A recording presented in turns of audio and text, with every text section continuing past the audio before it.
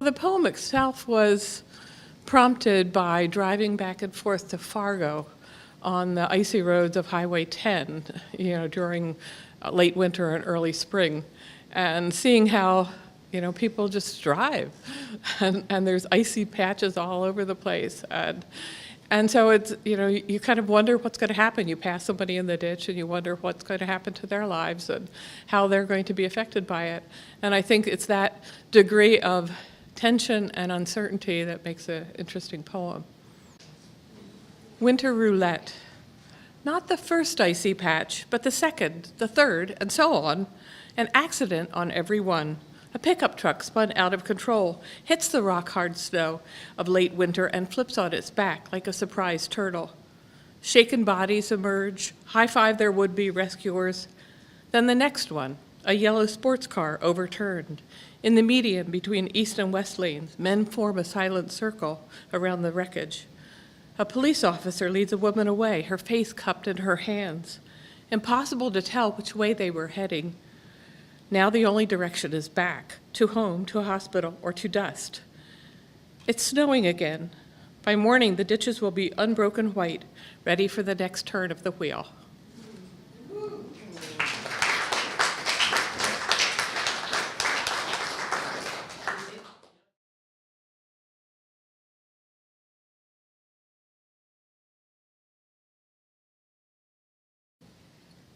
So I'll say some things that sound unrelated. I taught in Yuma, Arizona on the border of Mexico, and my students started receiving packages from their spouses in Iraq, and they were bounty from the palace and things. And they would tell me, and they were disturbed. And then I started writing about the attacks, the wars, the traumas we were all going through. And then I discovered John Berryman and the sonnet and the beauty of it. And then all of my free verse poems started moving into sonnet form. And then I started studying about Ibn Battuta, who traveled in the 14th century, 75,000 miles. And he became so knowledgeable about the world that even though he was from Morocco, he started working as a judge in India. And I was thinking, how would he judge us? What would he say about us? And so these sonnets are all over that map. But this sonnet that's in Lake Region Review is called Worn Old Shoe. Sorry. We left battle with a trophy each to joke, impress, but a skull would have been better than this dull, worn shoe my buddy gave to me on our way out. Morbid, mournful, stoic, some black athletic shoe, no heroic story, nor clue about its dead owner. A vulture grabbed his motionless foot to take it, no tread on the sole. He wore the shoe out, some poor kid still unknown to us. Later on we will burn some things, we'll smoke and cull treasures, set fire to this old shoe. Thanks.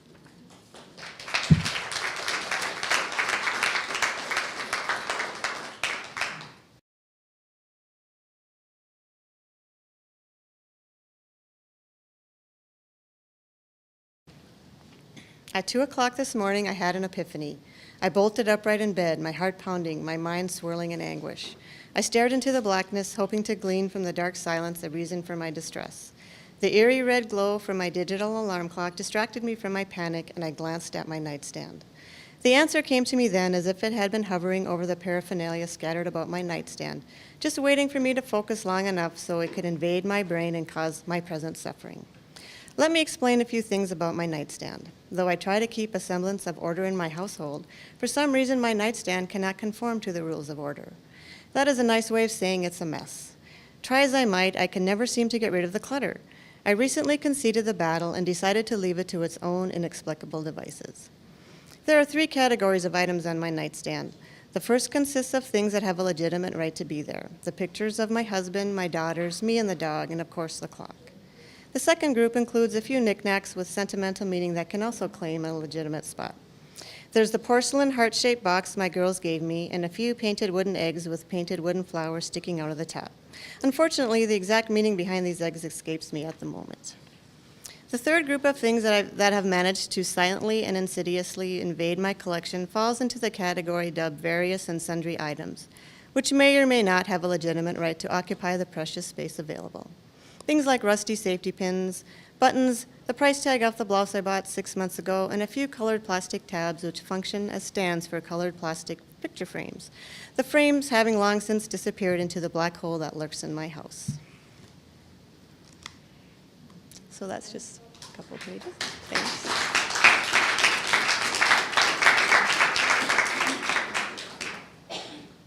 I wrote this story actually about 20 years ago when my kids were little. And it started because I really had a nightstand next to my bed that was full of junk, and I had this ugly old perfume bottle that was sitting on there. I didn't get to that part in the story yet. But I couldn't figure out why I kept keeping this ugly old perfume bottle on my nightstand. I didn't use it. It was empty. And so that's kind of the inspiration for this story. Why am I keeping this perfume bottle that I don't use? I don't even know where I got it from. Why is it still on my nightstand? So that's basically the gist of it. So I have a comment, not a question, but a comment. It was really easy to identify, and I really enjoyed that. But I thought, oh yeah. Yeah, I think we've all, especially when your kids are little and you just have a big mess, and that was like at the time when, all this junk just sitting on my, Well, thank you, Jan. Thank you. Oh, you had another question or comment? Oh. So, my voice isn't very strong tonight. Did this begin as a journal entry? No, it didn't. It was kind of when I started writing, and I just was writing stuff that just sort of happened in my life, and so I kind of was writing it in story form. So it really wasn't a journal. It was just more of a story and kind of, yeah. Thanks. How old are your children now? My kids are 24 and 27. I started when I was like 5, so.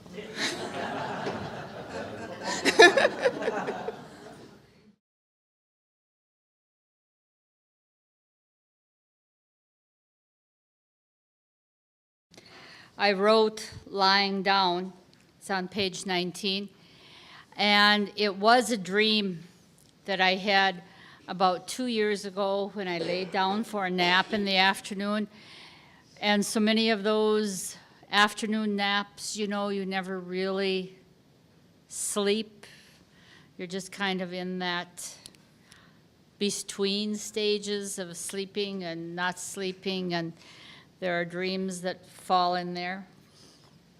Lying down. I do not sleep, but dreams tumble over and through. A pigeon wears a bear's legs, but that is as it should be, and no one mentions it. My mother and sister, holding hands, meet me on the beach and lift my long-dead son from the waves, but that too is as it should be, and no one mentions it. People come and go, change heads, then bodies, and become some other people, creatures, but that too is as it should be, and no one mentions it. They smile as they become someone else. I smile with them, waiting to greet the next.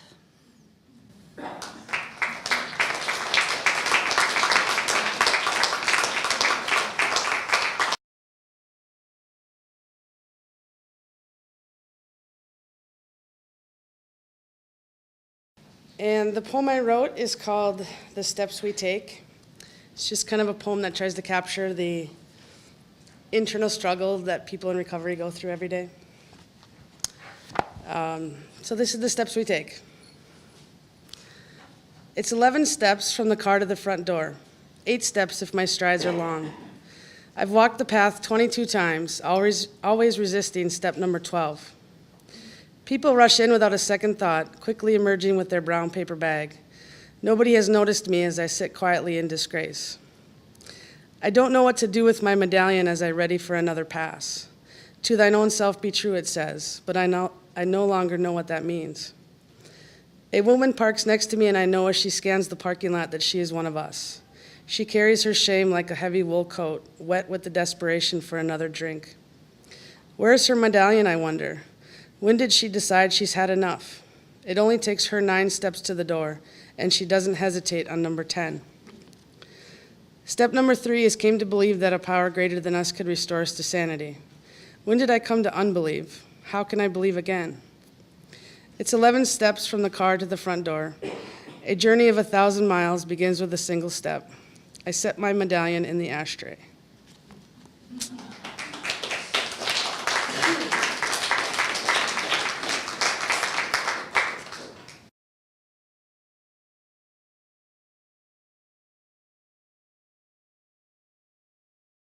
I'm Robin Rosansky. I live in Minneapolis, but when I wrote this story, I was living in Florida, and I was trying to think about things that were different between being in the Midwest and then going down south. And I'm not sure how much of that actually made it into the story, but that's just kind of what got me started on that. So I'm going to start kind of in the middle here, just because it's a contained section on page 81. The fairgrounds reeked of grease and manure. The smell covered the town for most of the summer. Some years it lingered until the first sticky snow buried it. Deb stepped carefully over the remnants of corn stalks and discorded beer cups.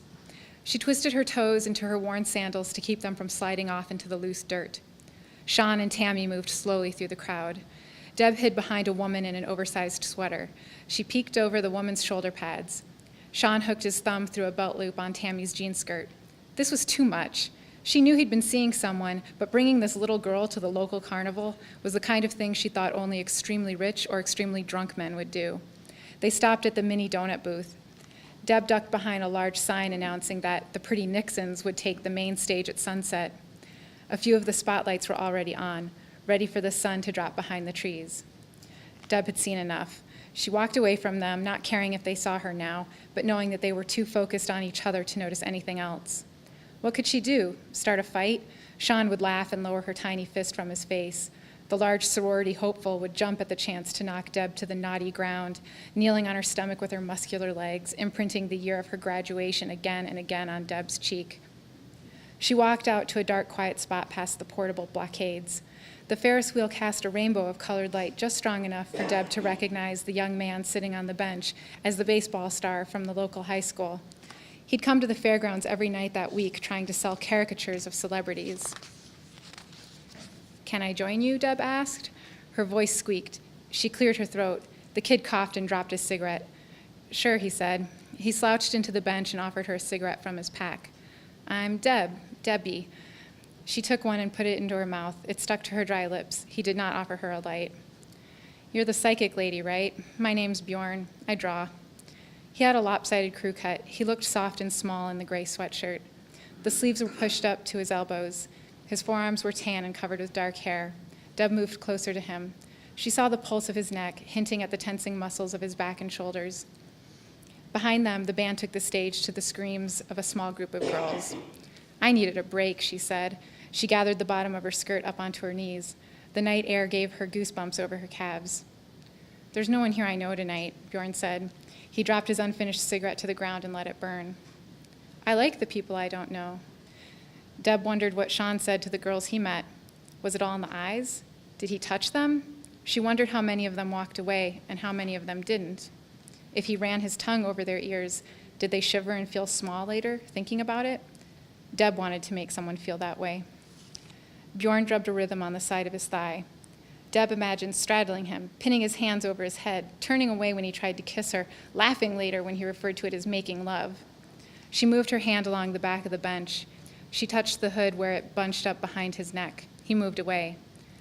"I gotta go, Mrs. Debbie." He pulled the hood up over his head and stood to leave. "Do you need a ride? I could give you a ride home," Deb said. Her voice waved around her like a white flag. "Thanks." I'm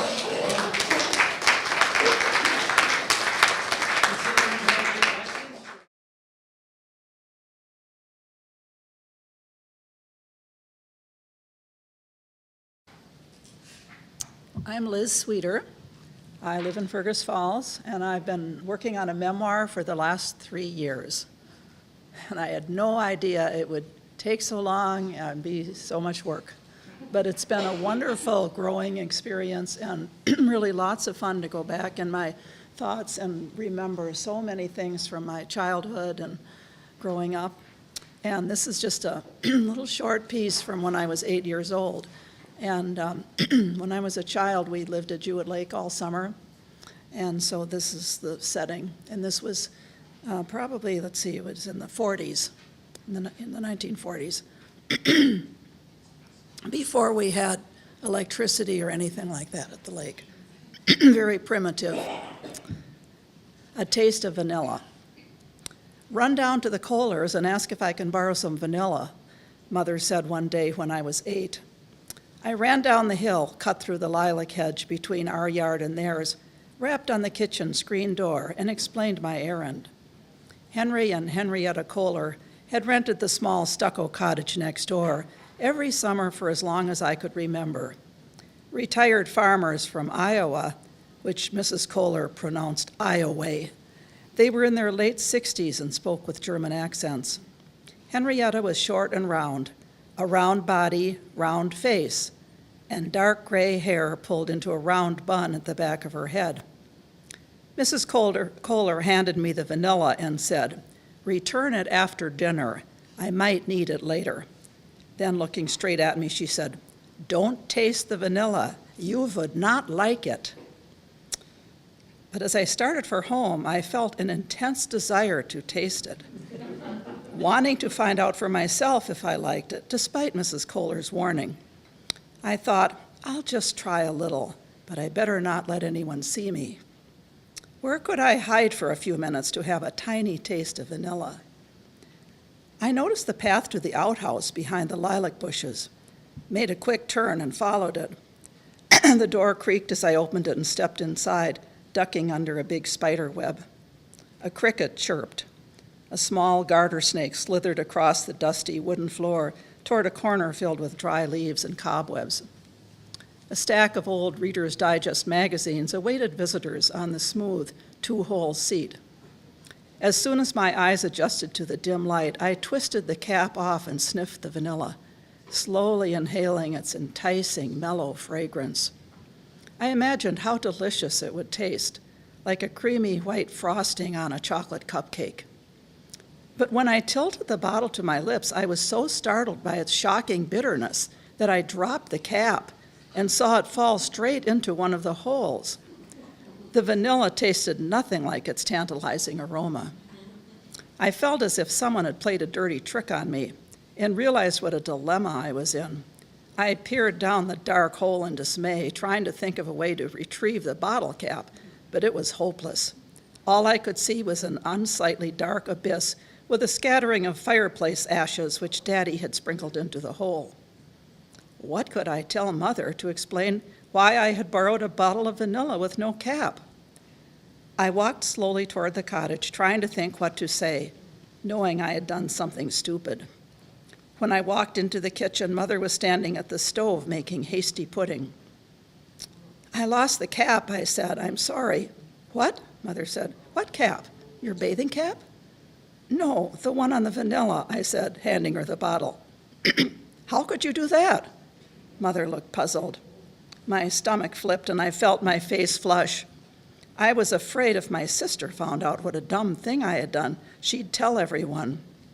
I regretted tasting the vanilla, not because I'd been disobedient, but because I was so embarrassed. Besides, it tasted terrible and I couldn't get the taste out of my mouth. Mother must have realized I was lying when I said, "The cap was loose and I was running and it fell off in the tall grass by the lilacs. I looked for it, but I couldn't find it." She gave me a strange look and started to say something, but I could tell she was pondering the situation. I waited for her to ask more questions, scold me, and send me to my room. But instead, she sighed, heaved her shoulders, and said, "Well, let's see if we can find another cap that fits." She pulled a big paper sack full of canning lids and empty bottles and caps from a cupboard. I emptied it onto the table and sorted through the caps, trying several before I found the right size. Mother added a little vanilla to the pudding, put the substitute cap on the bottle, and said, "Now run down and return this to Mrs. Kohler, and be careful not to lose the cap." I never tasted vanilla straight from the bottle again.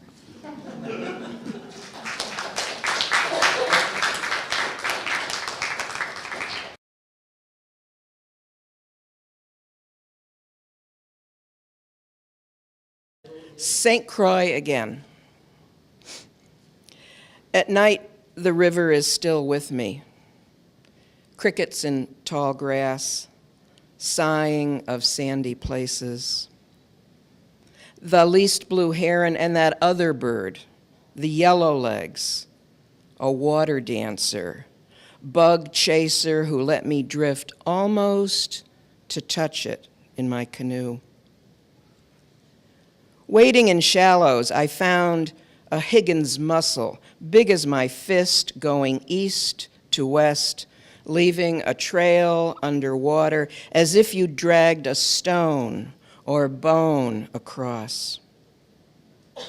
Along this river of the cross and before that river of the grave, just before dawn, the old ones speak in the sighing pines. Call the dawn to come again, slip its yellow tongue, hungry, over the horizon.